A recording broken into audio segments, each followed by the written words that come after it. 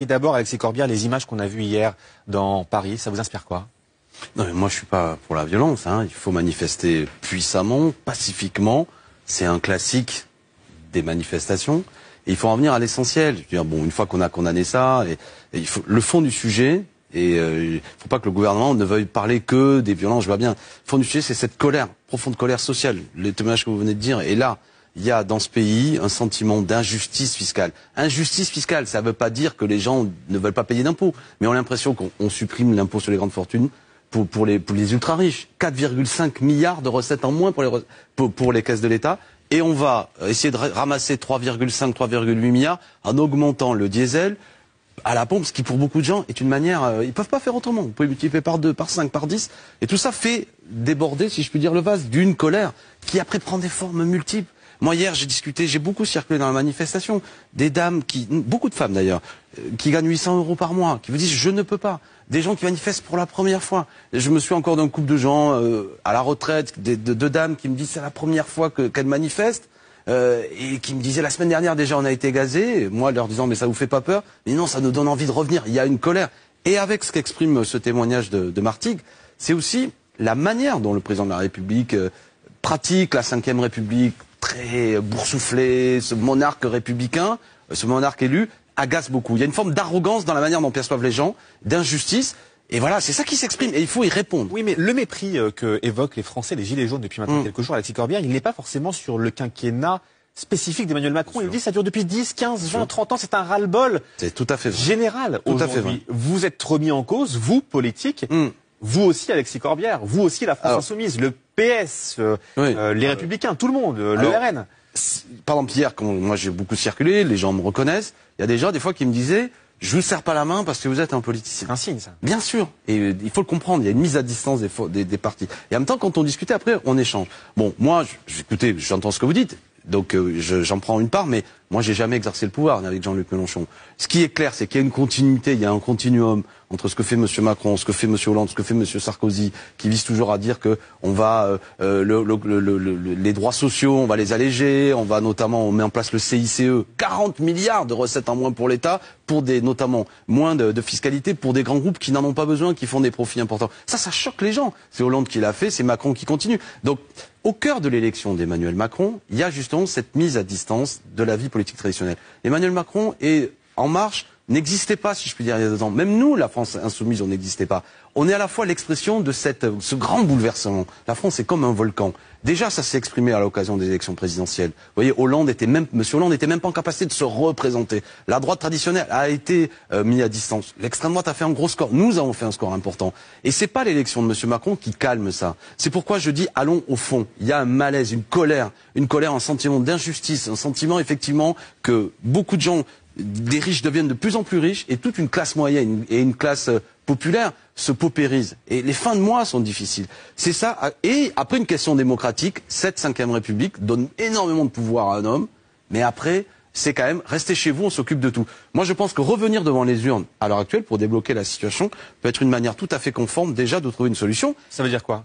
Ça veut dire pourquoi pas un référendum, par exemple, puisque M. Macron s'arc-boute. Êtes-vous pour ou contre l'augmentation, par exemple, du diesel à partir du 1er janvier? Êtes-vous pour ou contre le rétablissement de l'ISF? On pourrait discuter de ça. Je mets ça comme ça. Le référendum, ce serait pour vous une des solutions? Mais ce que je veux dire, c'est que quand vous avez un tel blocage, des études d'opinion qui montrent que 70% des Français soutiennent le mouvement Gilets jaunes, mouvement complexe, contradictoire, mais en gros, grande protestation contre la vie chère. Il faut changer de politique fiscale. Le gouvernement et les macronistes peuvent pas répondre, on a été élus, restez chez vous. Ça, c'est l'utilisation autoritaire de la Ve République. Moi, je pense qu'il faut changer les institutions, qu'il faut une 6e République, un droit de révoquer les élus, des droits citoyens d'intervention. Ça, c'est ma proposition avec Mélenchon. Et ce pays en colère, on peut le réconcilier autour d'un débat d'une grande assemblée constituante pour dire c'est quoi les droits nouveaux qu'on veut voir, comment on contrôle nos élus, etc. Bon, mais si le président de la République lui s'arc-boute en disant une fois de plus la Ve République me permet en gros de continuer, ce que je vois des fois un peu à l'Assemblée, c'est l'arrogance que décrivait le monsieur en disant on en a marre de Macron, c'est en gros vous avez tort. Le seul problème, c'est de la pédagogie. Je vais vous expliquer. Les gens ont parfaitement compris. Aujourd'hui, l'objectif, c'est bien sûr soigner cette rupture qu'il y a entre l'exécutif et les Français. C'est ce qu'on attend, bien sûr. Emmanuel Macron doit prendre la parole mardi. Pour vous, il doit faire des annonces qui... il doit. Écoutez, là encore, je reprends l'exemple. Le problème, c'est que les Gilets jaunes qui sont sur le terrain, ils veulent pas une, deux, ils veulent beaucoup plus d'annonces. On est d'accord. On est d'accord. Non, mais c'est pour ça que ce mouvement, il est nouveau. Mais d'abord, bon, c'est l'augmentation du 1er janvier. S'il maintient en disant, allez vous faire voir, je pense que ça finira mal. Deuxièmement, il y a quelques mots d'ordre. Je l'ai évoqué tout à l'heure.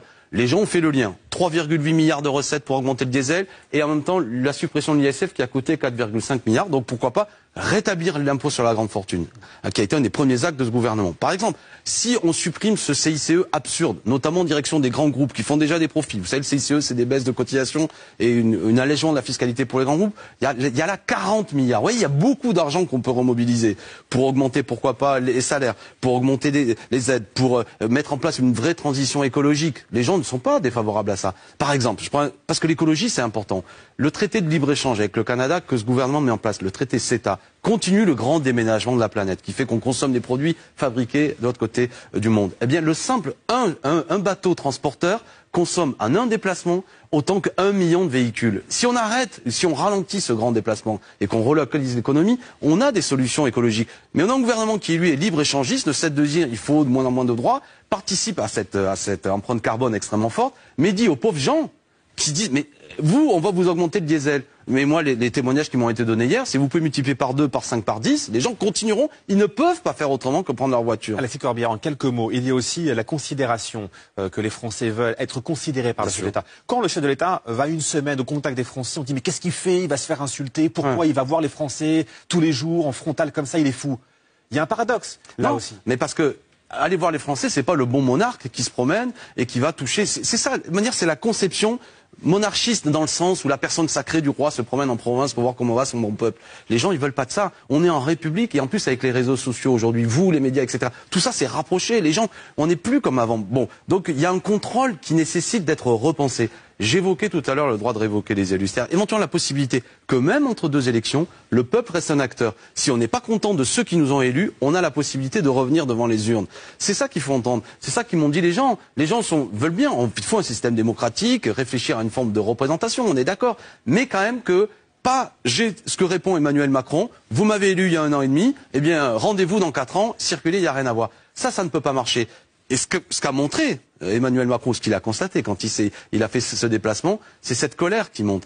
Et cette colère, elle s'était déjà exprimée à l'occasion des élections présidentielles. Je reprends ce que je disais tout à l'heure. Vous pouvez pas avoir 7 millions de voix pour la France insoumise, vous pouvez pas avoir un homme élu, j'évoque Emmanuel Macron, à la tête d'un parti qui n'existait pas depuis 2 ans, si c'était l'expression de cette profonde colère, de cette volonté de dégager, vous savez, ce dégagisme dont on a parlé. Donc, écoutez le peuple, c'est le conseil que je donne au président de la République. Si mardi, vous n'avez rien à annoncer, si ce n'est d'une forme de cette pédagogie consistant à dire, vous êtes des enfants, je suis un professeur et je vais vous réexpliquer, ça va mal finir. Et je ne le souhaite pas. Alexis Corbière, merci à vous d'avoir été avec nous sur CNews ce matin.